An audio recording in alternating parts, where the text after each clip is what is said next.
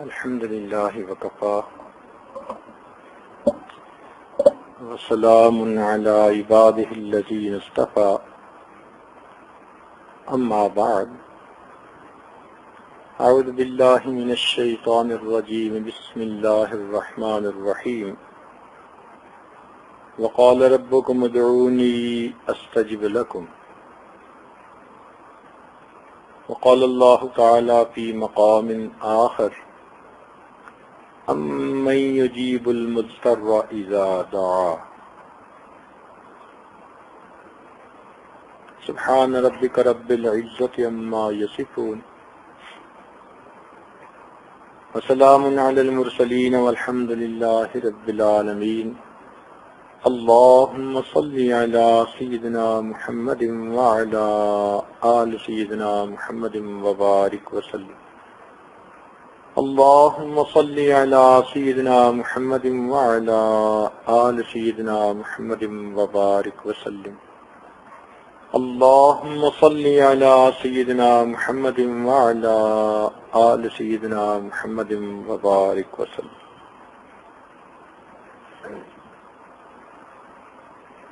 وقال ربكم اور فرمایا تمہارے پروردگار نے ادعونی استجب لکم تم دعا کرو میں قبول کروں گا۔ سچے پروردگار کا سچی کتاب میں سچا فرمان ہے کہ تم دعائیں کرو گے میں تمہاری دعاؤں کو قبول کروں گا۔ یہ اللہ رب العزت کی طرف سے فیصلہ ہے، یہ رولنگ ہے،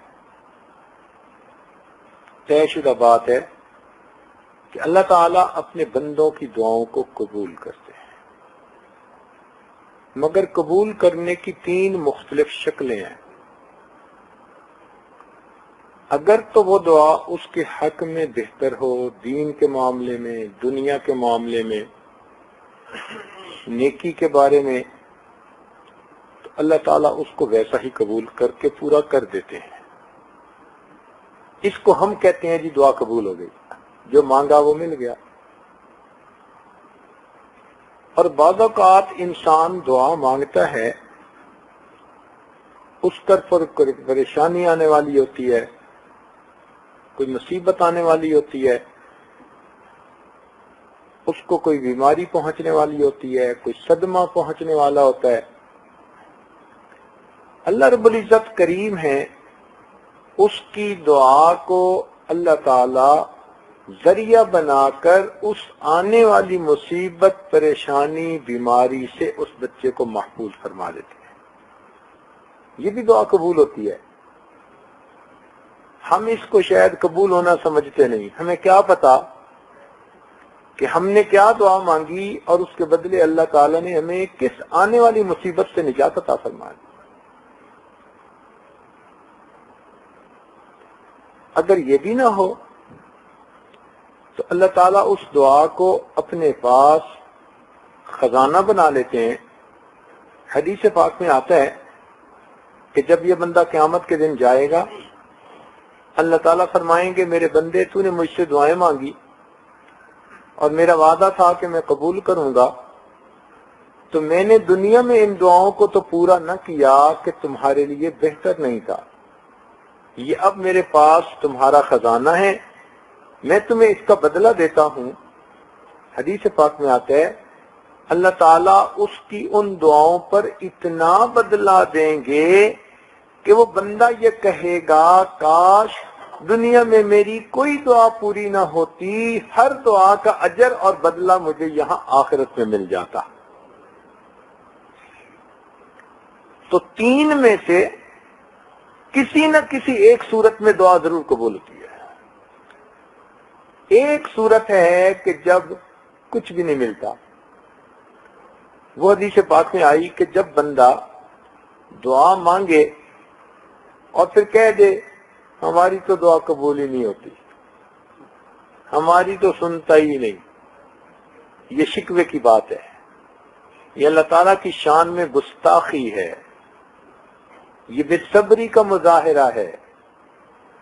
اگر بندہ یہ الفاظ زبان سے کہہ دے معاذ اللہ ہماری تو سنتا نہیں، ہماری قبول نہیں ہوتی، ہماری دعائیں پوری نہیں ہوتی، اللہ تعالیٰ کو اتنا جلال آتا ہے، اللہ تعالیٰ اس کی دعا کو پھٹے کپڑے کی طرح اس کے منہ پہ دے مارتے ہیں.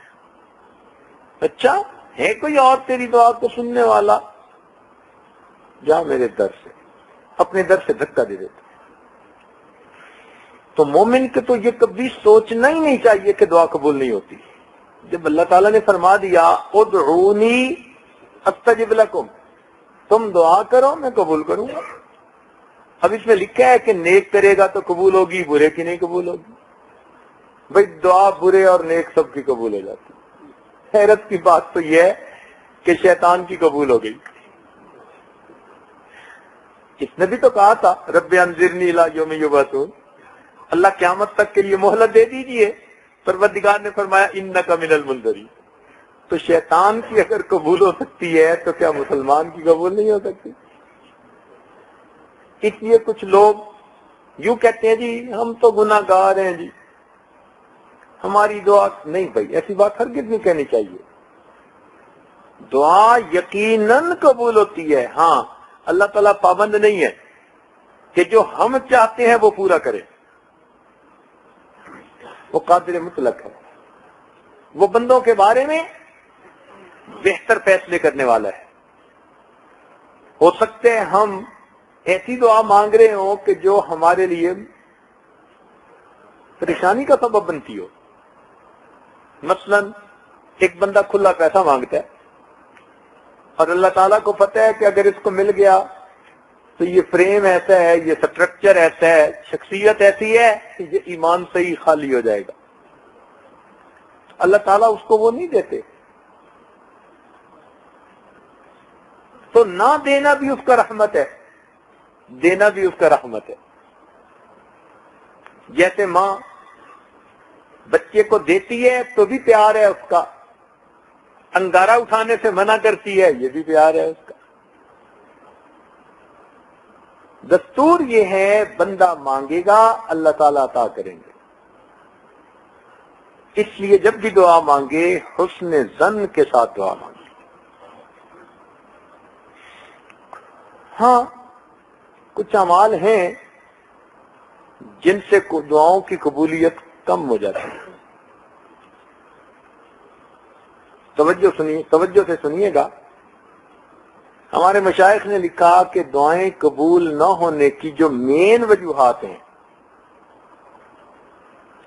پہلی وجہ کہ انسان زبان سے تو کہتا ہے کہ دنیا کی کوئی وقت نہیں، عملاً دیکھیں تو سارا دن اسی کو سمیٹنے میں لگا ہوتا ہے. قول اور فعل کا فرق. زبان سے کہیں مچھر کے پر کے برابر بھی حیثیت نہیں ہے، اور پر نماز بھی قضا کر بیٹھے گا اس کی وجہ سے. پہلے گلہ پھر اللہ.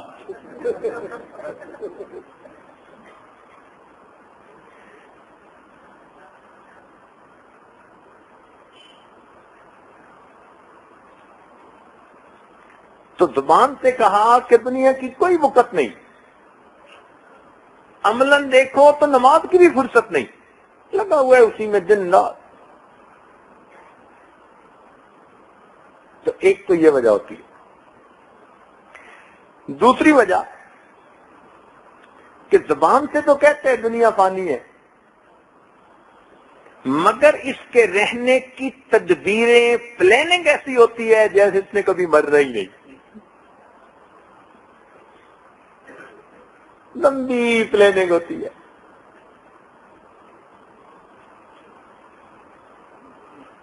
رہنے کا طور طریقہ جیسے اس نے جانا ہی نہیں دنیا سے.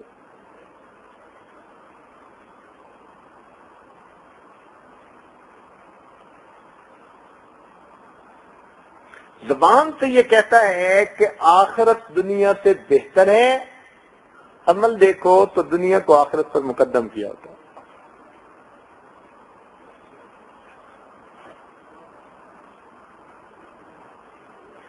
زبان سے یہ کہتے ہیں میں اللہ کا بندہ اور اس کا دوست ہوں، لیکن اگر اس کی زندگی کو دیکھو تو اللہ کے دشمنوں کی باتیں مان رہا ہوتا ہے، یعنی شیطان کی مان رہا ہوتا ہے، یا کفار کے نقالی کر رہا ہوتا ہے، ان کی پیروی کر رہا ہوتا ہے۔ حالانکہ پروردگار نے فرمایا ان الشیطان لکم عدو فاتخذوہ عدوا، شیطان تمہارا دشمن ہے، تم بھی اسے اپنا دشمن سمجھ کے رہو۔ تو اس کو دشمن سمجھنے کی بجائے اس کے مشوروں پہ عمل کرتے ہیں، اس کی بات مانتے ہیں۔ زبان سے کہتے ہیں کہ ہم نبی علیہ الصلوۃ والسلام کے عاشق ہیں، عمل کو دیکھو تو سنت سے محروم ہوتے۔ وہی سمجھا جائے گا شیدائے جمال مصطفیٰ، وہی سمجھا جائے گا شیدائے جمال مصطفیٰ، جس کا حال حال مصطفیٰ ہو، قال قال مصطفیٰ۔ یہ کیسے ہو سکتا ہے کہ بندہ کہے کہ جی مجھے محبت نبی علیہ السلام سے ہے اور طریقے فرنگیوں کے پسند ہے؟ این خیال است و محال است و جنو۔ ان المحب لما یحب مطیع، محب جس سے محبت کرتا ہے اس کا مطیع، اس کا فرما بردار ہوتا ہے۔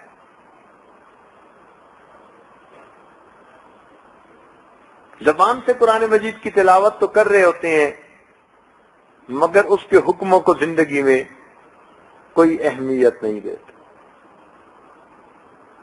ان وجوہات سے پھر بندے کی مانگی ہوئی دعائیں ایسے قبول نہیں ہوتی جیسے وہ مانگتا ہے۔ ہاں آخرت میں تو ہو جائیں گی، منون قبول نہیں ہوتی۔ تو ہمیں چاہیے کہ ہم قول اور فعل کے اس تضاد کو دور کریں، دو رنگی کو دور کر کے یک رنگی کی زندگی کو اختیار کریں۔ دو رنگی چھوڑ دے یک رنگ ہو جا، سراسر موم ہو جا یا سنگ ہو جا۔ صبغۃ اللہ ومن احسن من اللہ صبغہ، اللہ تعالیٰ کے رنگ میں ہم رنگ جائیں۔ اس لیے میرے دوستو، جب لوگ اعمال کی کثرت میں مشغول ہوں تو آپ کو چاہیے کہ اعمال کی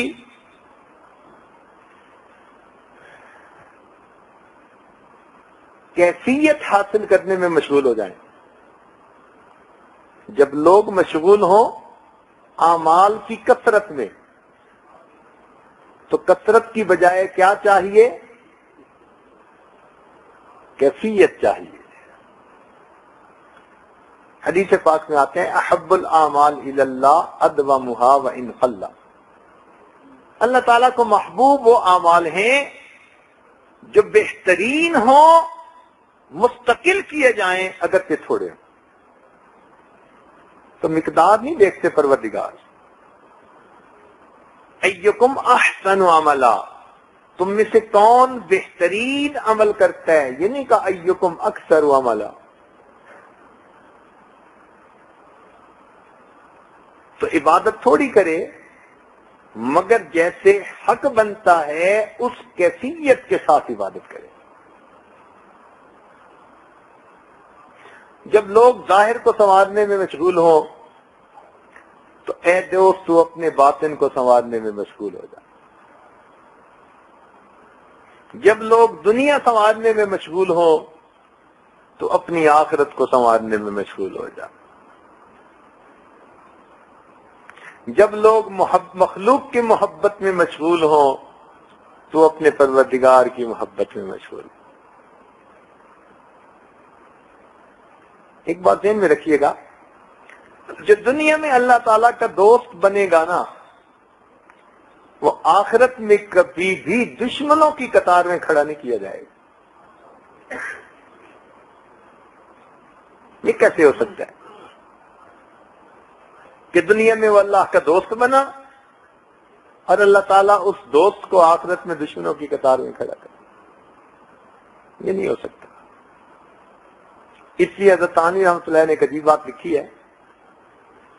وہ فرماتے ہیں کہ جو بندہ دل کی گہرائیوں سے دعا مانگے گا نا، اے اللہ مجھے نیک بنا دے، میں حاضر ہوں، مجھے پیشانی کے بالوں سے پکڑ کے نیکی کے رستے پہ چلا دے، یہ دعائیں مانگے گا نا، تو فرماتے ہیں کہ قیامت کے دن اللہ تعالیٰ اس سے پوچھیں گے اے میرے بندے تو نیک کیوں نہ بنا؟ تو وہ بندہ آگے سے جواب دے گا اے اللہ میں دعا تو مانگتا تھا، دل تو آپ کی دو انگلیوں کے درمیان تھے، اللہ مجھے نیک بنا دے. اللہ تعالیٰ فرمائیں گے فرشتوں سے دیکھو اس کے نام اعمال میں دعا ہے. وہ کہیں گے اللہ موجود ہے، یہ آپ سے درخواست تو کرتا تھا اللہ مجھے نیک بنا دے.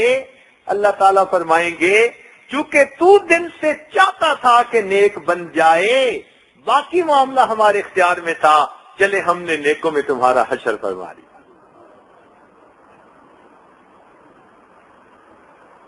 تو دل سے ہم گہرائیوں سے نیت کر لیں کہ ہم نے نیک بننا ہے.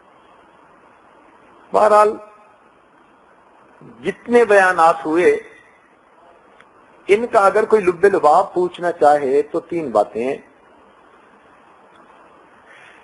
ایک بات تو یہ کہ انسان کسی پر زیادتی نہ کرے. یہ بڑے گناہوں میں سے ایک گناہ ہے، کسی کا دل دکھانا، کسی سے زیادتی کرنا، قولی طور پر، فعلی طور پر، زبان سے کسی کو تکلیف دینا، ہاتھ سے کسی کو تکلیف دینا، یہ چیز اللہ تعالیٰ کو بہت ناپسند ہے. کبھی بھی انسان دوسرے کا دل نہ دکھائے. کہنے والے نے تو کہا مسجد ڈھا دے، مندر ڈھا دے، ڈھا دے جو کچھ ڈھہنے. مسجد ڈھا دے، مندر ڈھا دے، ڈھا دے جو کچھ ڈھہنے، پر کسے دا دل نہ ڈھاویں، رب دلاں وچ رہندا ہے. کہ تو مسجد گرا دے یا مندر گرا دے، جو تیرا جی چاہتا ہے گرا دے، لیکن کسی کا دل نہ دکھانا، اس لیے کہ اللہ دلوں میں رہتا ہے.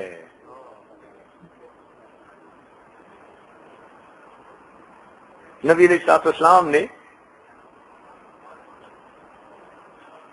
طواف فرماتے ہوئے بیت اللہ شریف کو دیکھا تو دیکھ کر فرمایا کہ بیت اللہ تیرا شرف اور تیری تعظیم بڑی ہے، لیکن حرمت المؤمن ارجح من حرمت الکعبہ.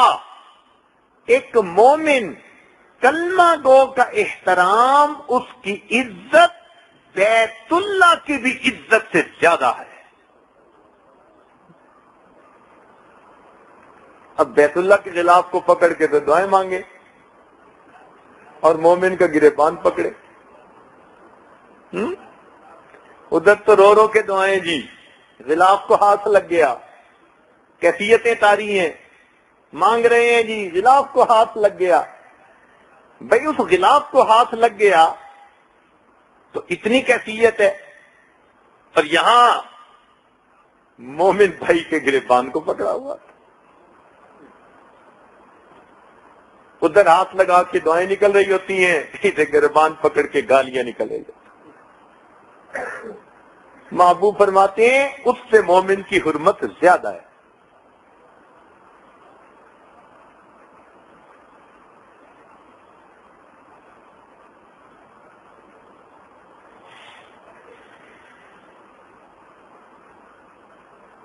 تو بھائی کسی کا دل نہیں دکھانا چاہیے. اللہ کے بندوں کے لیے وبال جان نہیں بننا چاہیے. سکھ پہنچائیں. اگر ایک بدکار عورت، بخاری شریف کی روایت، بنی اسرائیل کی بدکار زانیہ عورت پیاسے کتے کو پانی پلا کے بخشی جا سکتی ہے، تو کیا امت محمدیہ کا گنہگار پیاسے بندے کو پانی پلا کے نہیں بخشا جا سکتا؟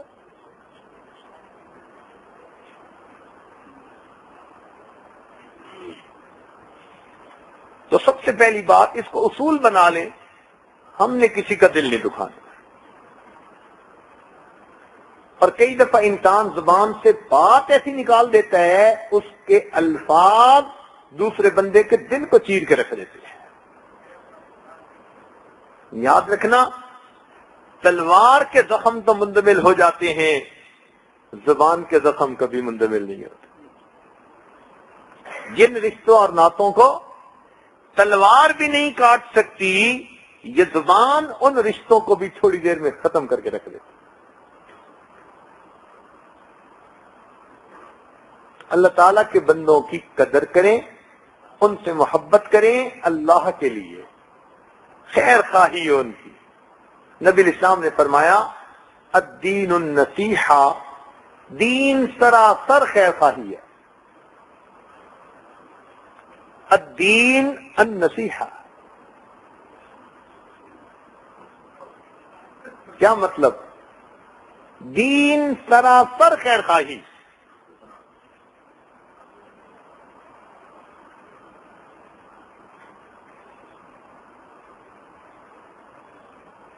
تو مومن وہ ہوتا ہے جو دوسرے کا خیر خواہ ہوتا ہے، بدخواہ نہیں ہوتا، کسی کا برا نہیں سوچتا، ہمیشہ اچھا سوچتا ہے.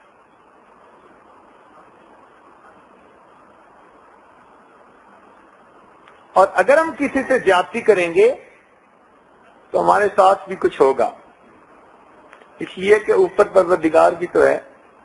ایک تو یہ چھت ہے نا کہ تو اوپر نیلی چھت بھی ہے. ہم اگر کسی سے زیادتی کریں گے تو مظلوم کی پکار سننے والا بھی کوئی ہے. اس لیے فرمایا کہ مظلوم کی پکار جب نکلتی ہے آسمان کے دروازے کھلتے ہیں، کوئی رکاوٹ نہیں ہوتی، اس پکار کو اللہ کے حضور پیش کر دیا جاتا ہے.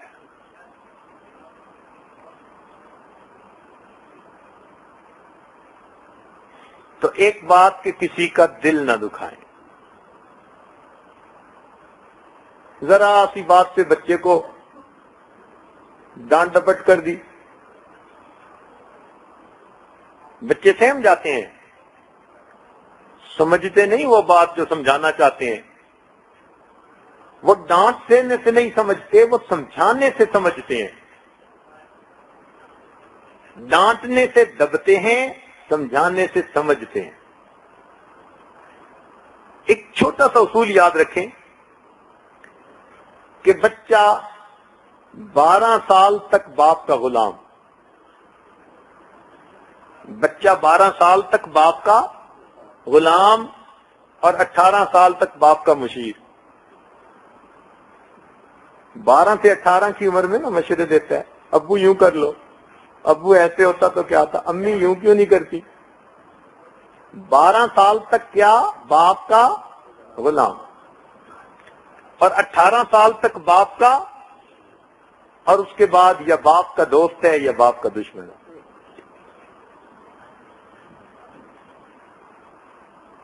ہم ڈانٹ کے اس کو اپنا دشمن بنا رہے ہوتے ہیں، ہم ڈانٹ کے اس کو دین سے دور کر رہے ہوتے ہیں. وہ ڈانٹ ہمارے لیے الٹا اللہ تعالی سے دوری کا سبب بن رہی ہوتا ہے. اس لیے دوسروں کا دل دکھانے سے ڈریں، بہت ڈریں اور اس سے بہت بچیں.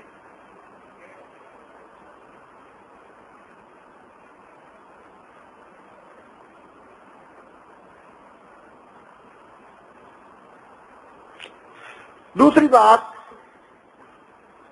کسی کے خلاف تدبیر نہ کریں. کسی کے خلاف تدبیر نہ کریں، پلاننگ نہ کریں.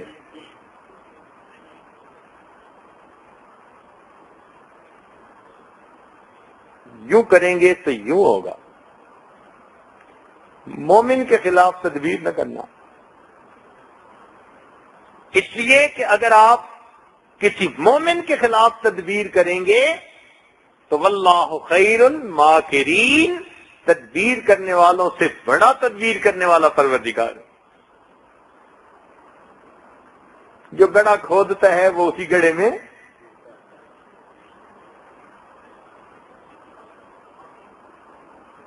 یہ بہت اہم بات ہے. کوئی زیادتی کرتے ہے تو معاف کر دو. معاف کرنے والوں کے ساتھ اللہ کی مدد ہوتی ہے.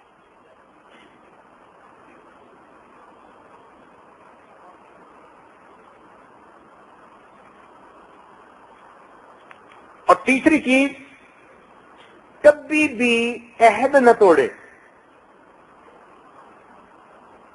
جو قول دے دیا وہ دے دیا.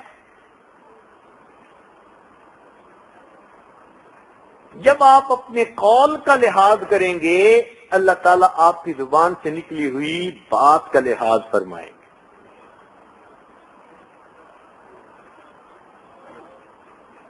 ہمارا یہ تجربہ ہے کہ جو بندہ جھوٹ چھوڑ دیتا ہے، اللہ تعالیٰ اس بندے کی دعاؤں کو رد کرنا چھوڑ دیتا ہے. تجربہ کر لیجئے، اس پہ محنت کرنی پڑے گی. جھوٹ نہ بولنا، اس پر 3 سے 5 سال لگتے ہیں بندے کو کم از کم. ہر وقت جو کہے وہ سنے. ہر وقت میں کیا کہہ رہا ہوں. بار بار جھوٹ بولے گا، بار بار اپنے آپ کو پھر ذرا سیدھا کرنا پڑے گا. پھر جھوٹ بولے گا، پھر جھوٹ بولے گا.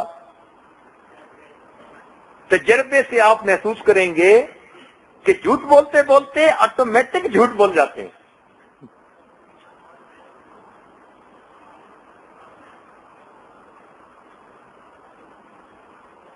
کیا ہر مرد بیوی کے سامنے سچ بولتا ہے؟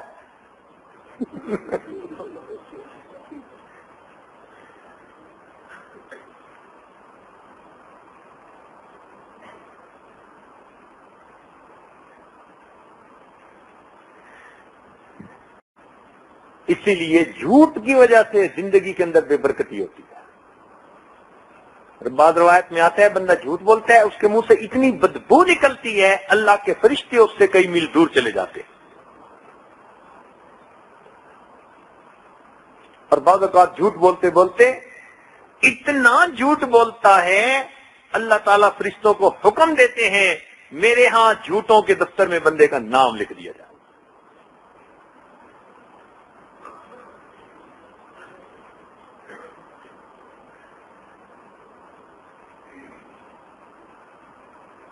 تو جھوٹ جتنا تیز بھاگے، سچ اس کو پکڑ لیتا ہے. سچ بالآخر سچ ہے، اس کے ساتھ اللہ کی مدد ہے. آج لیلۃ الجائزہ ہے. حدیث پاک میں آج کی اس رات کے بڑے فضائل ہیں.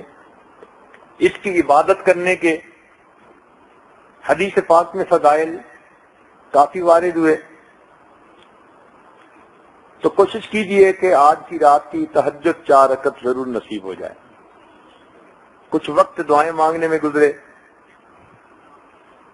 اللہ تعالیٰ کو منانے میں گزرے.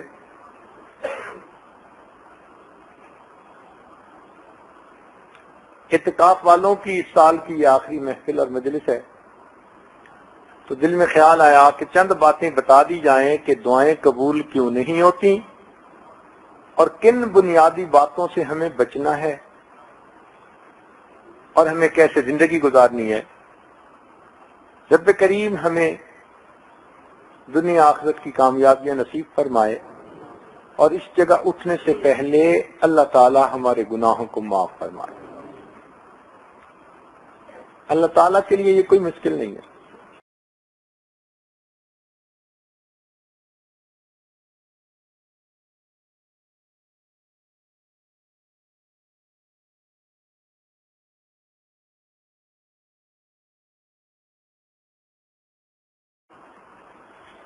حدیث پاک میں آتا ہے کہ نبی علیہ السلام جہاد سے واپس لوٹ رہے تھے. ایک جگہ دریا کے کنارے آپ نے پڑاؤ ڈالا. تو عام طور پر دریا کے کنارے ریت ہوتی ہے. نماز پڑھی، اس کے بعد آپ نے رو کر اپنی امت کے لیے دعا مانگی. جب آپ صلی اللہ علیہ وسلم نے دعا مانگی تو آپ نے دیکھا کہ ایک چھوٹا سا پرندہ آیا، چڑیا، اور اس نے نبی علیہ السلام کے سامنے نا ریت کے چند ذرے اپنی چونچ میں لیے اور وہ جا کر دریا کے اوپر چلا گیا. پھر دوبارہ آیا، پھر چند ذرے لے کے گیا۔ جب 2-3 دفعہ ایسا ہوا تو اللہ رب العزت کے محبوب متوجہ ہوئے کہ یہ کیا کر رہا ہے پرندہ۔ اس پر جبریل علیہ السلام آئے۔ جبریل علیہ السلام نے عرض کیا، اے اللہ کے محبوب، آپ نے جو دعا مانگی اللہ رب العزت نے اس کو آپ کے سامنے تمثیل کے طور پر پیش فرما دیا ہے، مجسم حالت میں پیش فرما دیا ہے۔ تو نبی علیہ السلام نے فرمایا وہ کیسے؟ کہ یہ پرندہ یہ پیغام دے رہا ہے کہ اے اللہ کے محبوب، جس طرح میں اپنی چونچ میں 2-4 ذرے ریت کے اٹھا سکتا ہوں اور ان ذروں کو میں دریا میں جا کر ڈالتا ہوں تو دریا کے پانی کے سامنے ان ذروں کی کوئی حیثیت نہیں، آپ کی پوری امت کے گناہ ان ریت کی ذروں کے مانند ہیں، میری رحمت کے دریاؤں کے سامنے ان کی کوئی بھی حیثیت نہیں۔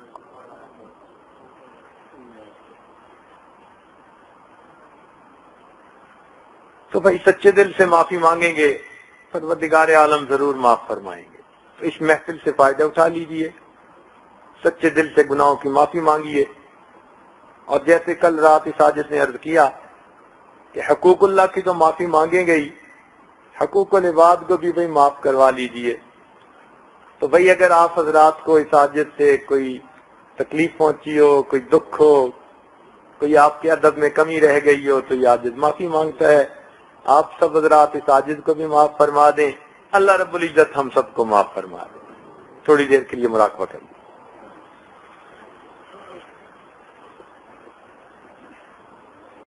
ہوا و حرص والا دل بدل دے،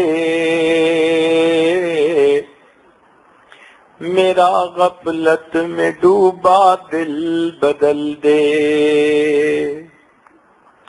بدل دے دل کی دنیا دل بدل دے، خدایا فضل فرما دل بدل دے، گنہگاری میں کب تک عمر کاٹوں، گنہگاری میں کب تک عمر کاٹوں، بدل دے میرا رستہ دل بدل دے، سنو میں نام تیرا دھڑکنوں میں، سنو میں نام تیرا دھڑکنوں میں، مزہ آ جائے مولا دل بدل دے، یہ کیسا دل ہے سینے میں الہی، یہ کیسا دل ہے سینے میں الہی، یہ زندہ بھی ہے مردہ دل بدل دے، پڑا ہوں تیرے در پر دل شکستہ، پڑا ہوں تیرے در پر دل شکستہ، رہوں کیوں دل شکستہ دل بدل دے، ہٹا لوں آنکھ اپنی ماں سوا سے، جیوں میں تیری خاطر دل بدل دے، تیرا ہو جاؤں اتنی آرزو ہے، تیرا ہو جاؤں اتنی آرزو ہے، بس اتنی ہے تمنا دل بدل دے، میری فریاد سن لے میرے مولا، میری فریاد سن لے میرے مولا، بنا لے اپنا بندہ دل بدل دے۔ میری فریاد سن لے میرے مولا، میری فریاد سن لے میرے مولا، بنا لے اپنا بندہ دل بدل دے۔ گناہ گاری میں کب تک عمر کاٹوں، گناہ گاری میں کب تک عمر کاٹوں،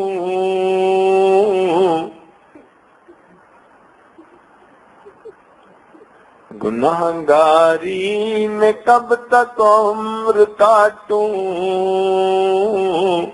بدل دے میرا رستہ دل بدل دے۔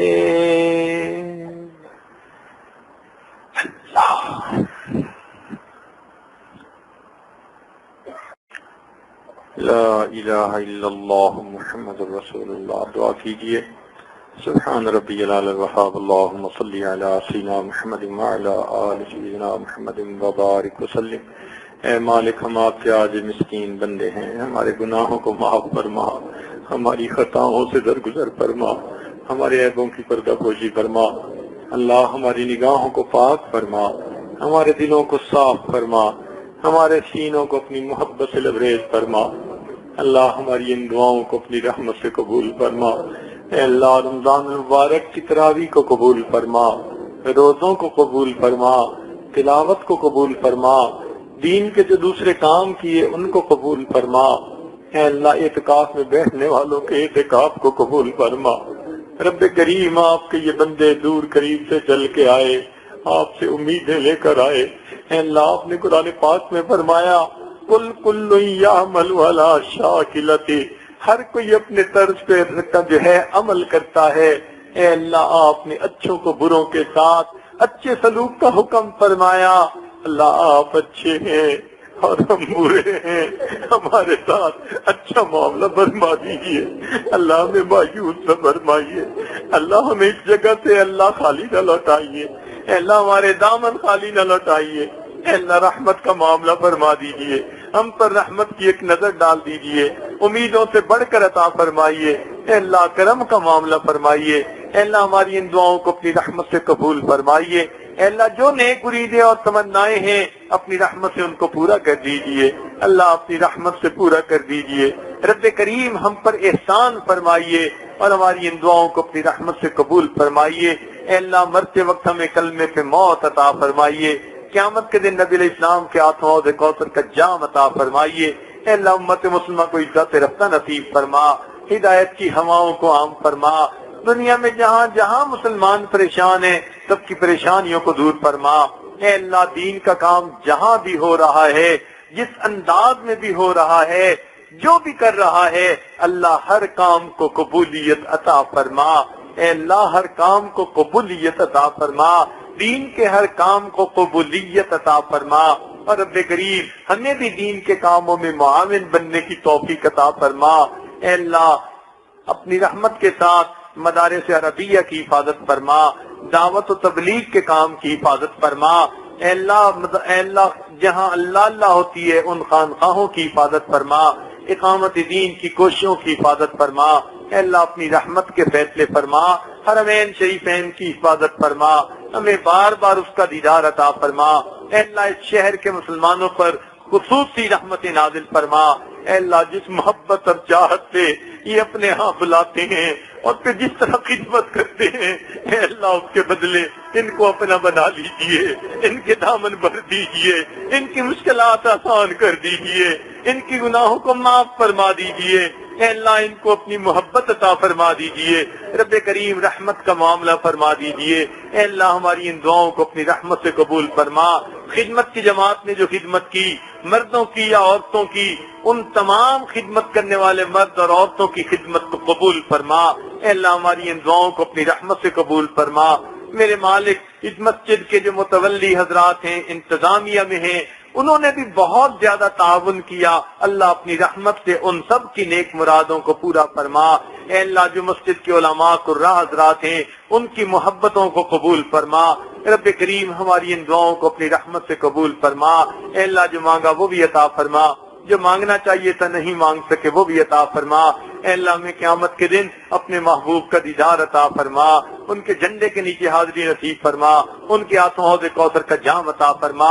اے اللہ ہمارے قریبی عزیز رشتہ داروں میں سے، والدین میں سے، پیر استاد میں سے، محلے داروں میں سے جو حضرات فوت ہو چکے ان کی مغفرت فرما، جن کی آپ نے مغفرت کر دی قرب کے اعلیٰ درجات عطا فرما۔ میرے مولا رمضان مبارک کے اس سلسلے کی یہ آخری دعا ہے، اللہ اس دعا سے پہلے ہماری مغفرت فرما۔ اے اللہ ہمیں ڈر لگتا ہے، اپنے عملوں کو دیکھتے ہیں، اللہ ہمارے اندر مکاری ہے، ہمارے اندر فسق و فجور ہے، منافقت ہے، شرارتیں ہیں۔ اے اللہ ہمارے اندر بہت شر چھپا ہوا ہے، جب اس شر کو دیکھتے ہیں تو اللہ ہم ڈرتے اور کانپتے ہیں، مگر تیری رحمت کا سہارا ڈھونڈتے ہیں۔